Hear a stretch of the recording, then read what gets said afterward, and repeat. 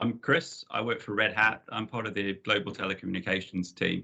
But what I'm going to do over the next 30 minutes or so is just take you through our perspective on open and what that means and how that can be used to unlock innovation and also within the telecommunications industry, what that actually means to you. And before I kick into the deck, I just really wanted to give just a bit of a perspective of what we're seeing with our enterprise customers. So earlier on this year, we conducted a survey. It was a anonymous survey. The respondents didn't know who was asking the questions. And we interviewed some 1,200 people within enterprises and asked them what they thought about open source and people that contribute to open source as a whole.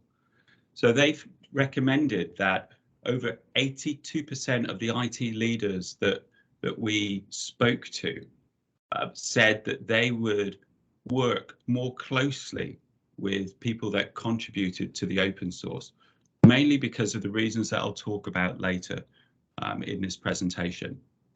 And also to dispel some of the myths, those leaders, those same leaders, over 89% of them felt that open source technology was as secure, if not more secure, than proprietary software.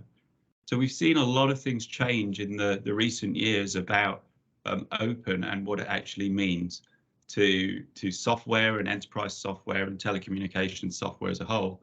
And as you see through my deck, it's not only about where software is being used within enterprises, but the whole movement around open and open source technologies has grown much further and in fact left the orbit of the Earth.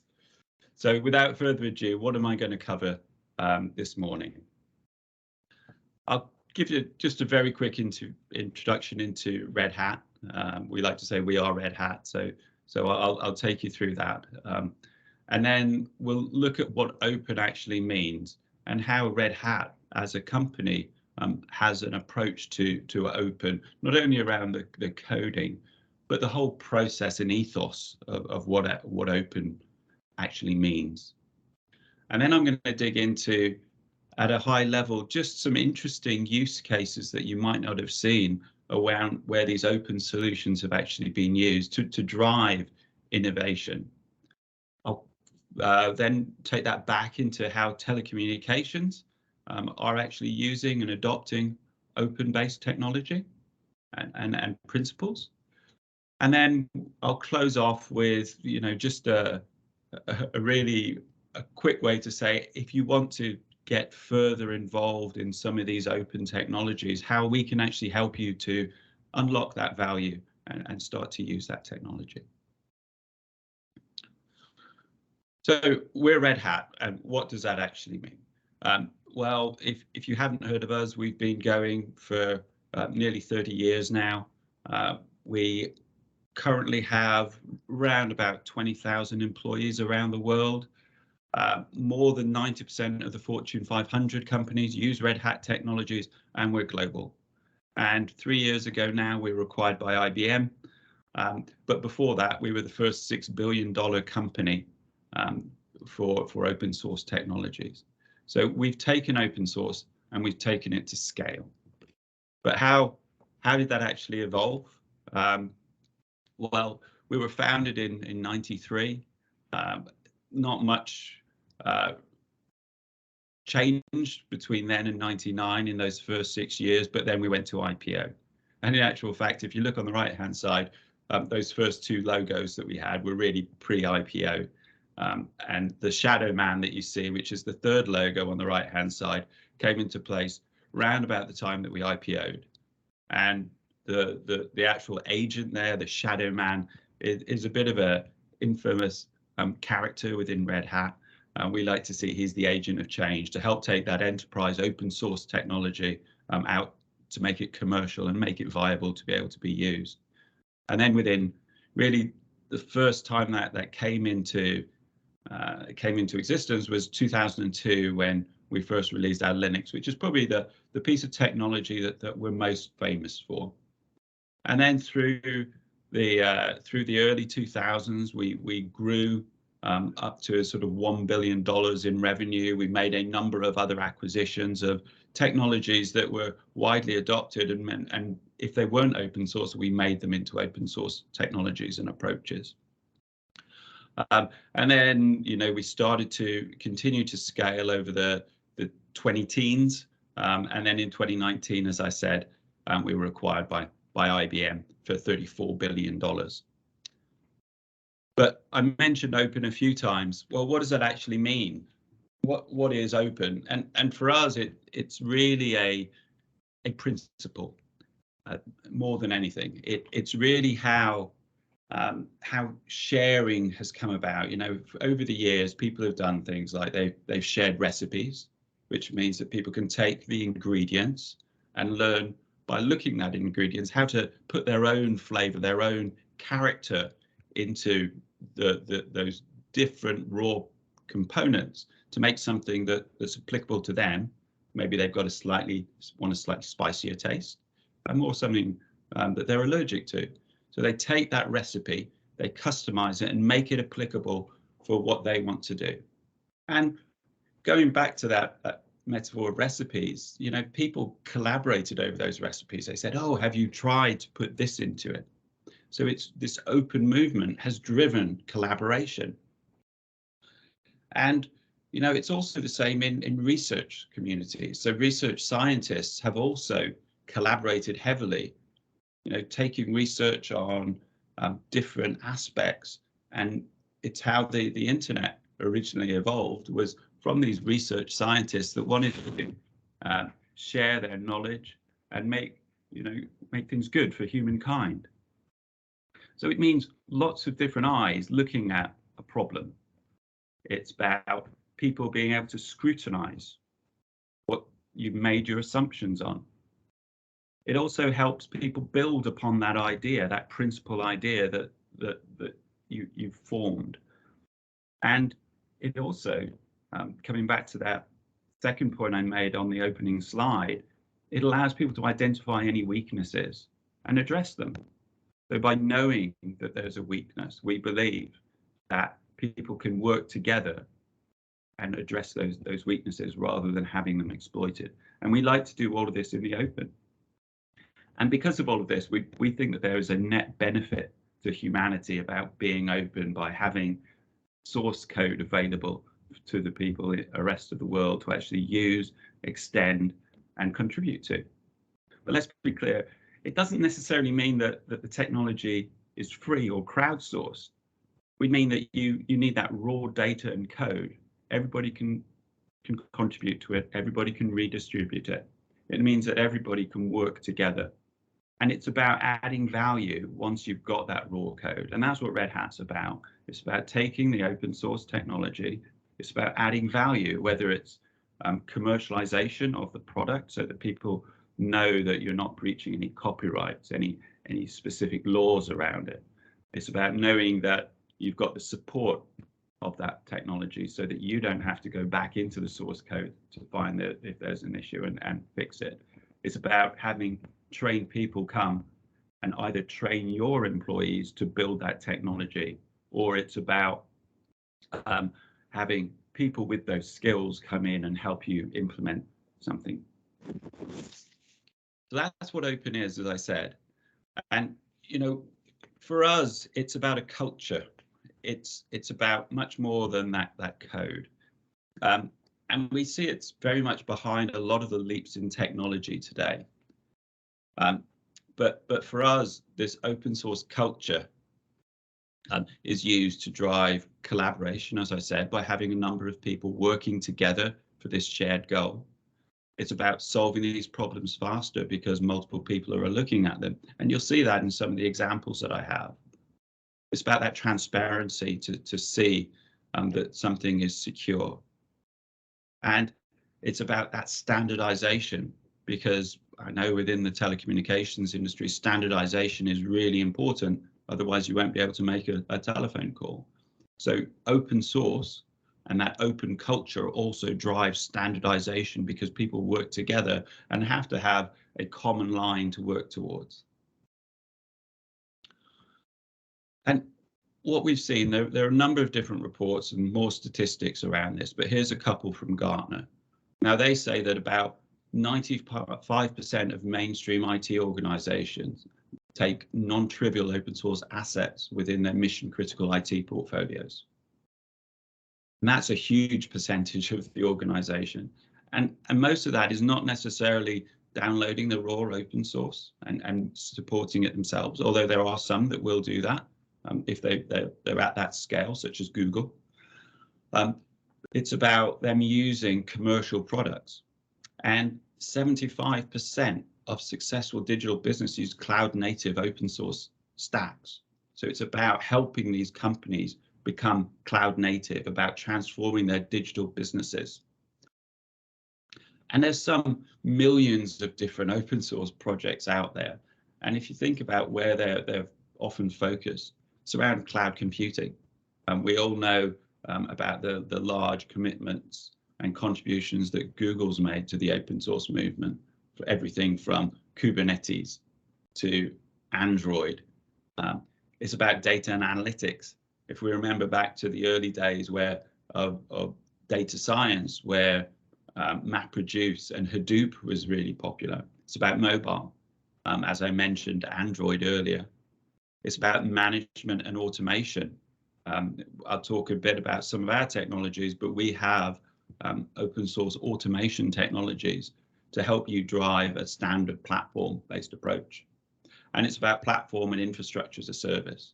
It's how these hyperscalers can deploy huge amounts of infrastructure at scale, very simple and low cost. And some of the interesting things that we've seen is, it's been very driven by this move to x86 and commodity hardware, because once you've got that standard baseline on top of which you can deploy things, having value added on top of it becomes a lot simpler. So as I mentioned, open source is driven based on a number of fundamental principles. It's about peer review of that technology. It's about transparency, reliability, flexibility. It lowers the cost base because it's much more open and people can have a look at how the costs are stacked up. It's about making sure that there's no fundamental vendor lock-in. Okay, there will be some commercial open source technologies, and once you start to utilize some of those, if they're non-forked technologies, then making a move from one commercial open source technology to another is a lot simpler than going from a proprietary stack to a different proprietary stack. And it's about the open collaboration as well, as I mentioned. And we also found within our survey that the values that people saw, 55% of them felt that their teams could use well-tested open source technology in their in-house applications. Some 52% of them would build security patches and could then scan open source for security weaknesses. And then also vendors could more simply make these patches to those vulnerabilities. And the team themselves could, as I mentioned, audit the code. So making sure that there are no hidden flaws in that technology. And so how do we take that technology from the communities, those hundreds of different communities, to actually commercialize it? And as I mentioned, Red Hat, we came from a Linux background, and we've taken Linux over the years and commercialized it into our Linux portfolio. But as well as that, there are a number of other open source communities that we drive. I mentioned automation, and the Ansible is the open source automation platform. And we have some value added capabilities on top of it to make it applicable to the enterprise. And that's our Red Hat Ansible automation platform.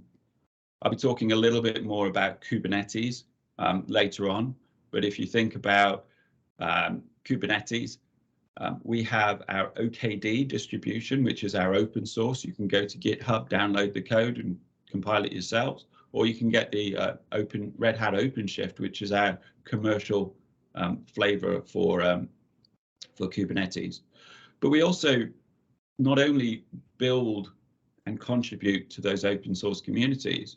When we make an acquisition, such as when we acquired StackRox a couple of years ago, it might be a proprietary software at the time. We'll build it, convert it into a piece of open source tech or a enterprise open source application, such as our advanced cluster security for Kubernetes, which is a bit of a mouthful. But at the same time, we then will open source that, which is the StackRox community project at the moment. So that means that we take some closed software and we'll open it up as well and allow people to be able to utilize the technology in that way. But let me talk now about how some of these open solutions have been used to drive innovation. And I've just got a few examples here that I think are quite interesting. And I'll first talk about the right-hand side, because that's the raw technology. And as I mentioned, you know, our heritage is Linux, and that's been used from everything from the Large Hadron Collider in CERN running on Linux to 95% of supercomputers run a Linux operating system. And it's been scaled down to Android, which is the Google implementation of Linux to run on mobile and agile and smaller footprint devices. But it also will run on everything down to Raspberry Pis and system on chips type applications. I mentioned the Large Hadron Collider, which also uses Hadoop. So that crunches through some 30 petabytes of data annually, all based on top of a Hadoop and Linux-based platform. And then more recently, we've seen Kubernetes start to grow, which is, as Red Hat likes to say, you know, containers and Kubernetes are Linux. So that's an extension of where we've started to go with that sort of open source and Linux platform. And there are many, many more in there. So how do those actually then get built into interesting solutions that people can actually go? And on the left-hand side here, I'm just going to take you through 4 interesting solutions that we've seen that use open source technology. The first one is Farm Operating System. Now, this is an open source agricultural platform so that farmers that might not have necessarily the large scale, you know, multi-million hectare farms, they can come onto the Farm platform, Farm OS platform, and they can do everything from managing their agriculture, their planting, being able to track equipment and their herds. But it also allows them to harvest, upload, and standardize that data. So if they take the data from what they do, they can publish it into the platform and start to use it. And it covers every aspect of that farm life cycle for them. And there are other industry platforms out there that we mentioned. So there's the FinOps, which is for financial services, in a similar way to farms, apart from obviously having much more capital. We can look at other ones such as Fireware for communities around smart cities and smart communities. We're starting to see the emergence of a car operating system as well, deploying Linux out into the car, not only for infotainment, such as using Android Auto, but going forward, you may have seen that Red Hat have announced a close partnership with General Motors, where we're going to build with them a car operating system that will be able to deal with some of the more mission critical and safety critical workloads within a vehicle. We've also got ROS, the robotic operating system. Now, this allows people to be able to, without having an expensive robot to hand, a robotic arm to hand, it allows them to be able to build robotic models such as such as an automated robot, to be able to go and do some detection and be able to simulate all of that. It's in the Mayflower autonomous ship, which sailed from Plymouth in the UK across the Atlantic earlier on this year, using open source technology built into the ship, being able to detect weather patterns, being able to understand routing, either based on congestion traffic or those weather patterns. And it collected some scientific data as it went through its voyage. And it's also heavily used in space. So I mentioned ROS earlier on, the Robotic Operating System, but the NASA Jet Propulsion Laboratory have also open sourced their rover platform, which is their autonomous vehicle that you can see being deployed onto Mars. So people can go download that Jet Propulsion Lab, the JPL code for their robots. They provide some schematics so you can actually go and build one yourself. And you can build and test the missions that it actually needs to go and do.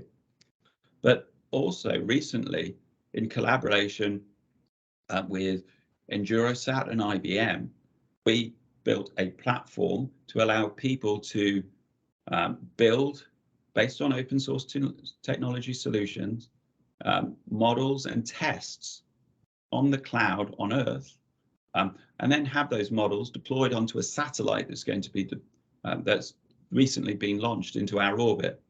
So they can build and test things locally in a hyperscale cloud platform. Once they're happy with those tests, they get deployed to the satellite where those tests will be executed and the data will be transmitted back to Earth. So it's really fascinating how all of these different open source technologies start to contribute together. And you can see overlaps between a lot of them. So autonomous ships with robots with things happening in the space, and all of the different industry platforms within the farm operating system and FinOS. But the other side to this open source movement is, how can you actually be confident in that code? So we're also working with the SigStore program to be able to look at that secure code pipeline and be able to sign and have trust and confidence in the CI/CD process for that open source products. And let me now take you through how we actually see it working within the telco environment, because this is a BT sponsored program after all. And there are a number of really interesting open source movements within there. If we go back to the early sort of 2011, where network function virtualization was first started to be talked about, that was about how do you take commodity hardware, virtualize the applications, and then run things on top of it.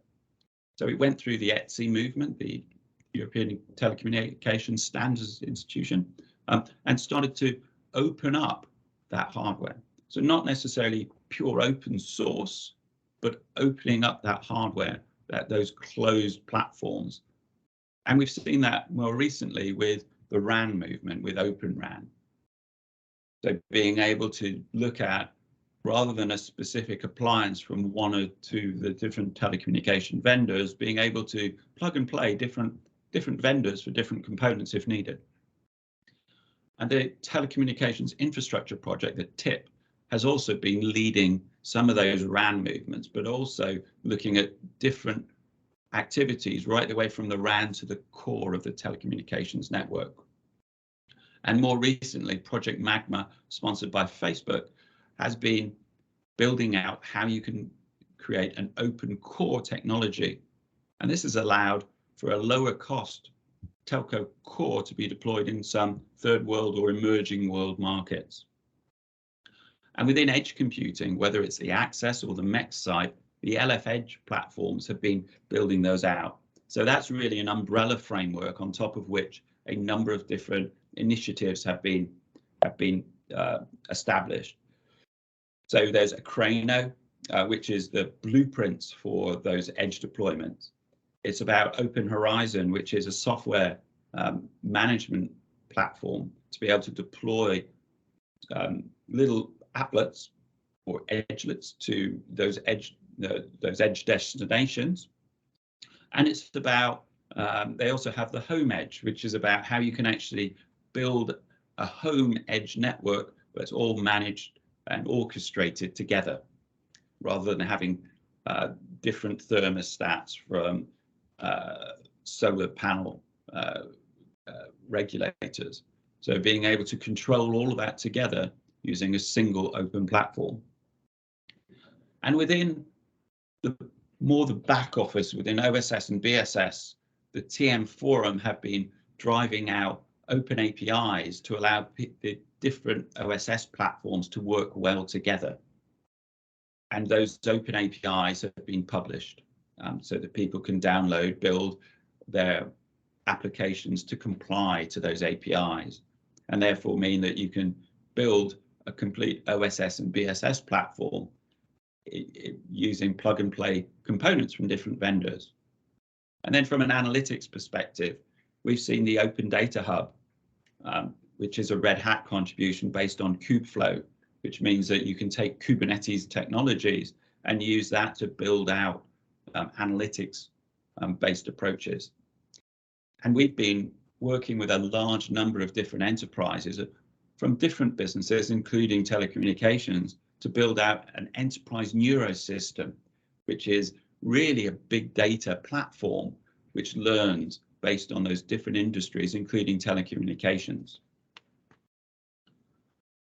So we can see that open source technology is not only being widely deployed in different enterprise and industrial applications, but also heavily in the telecommunications industry as well.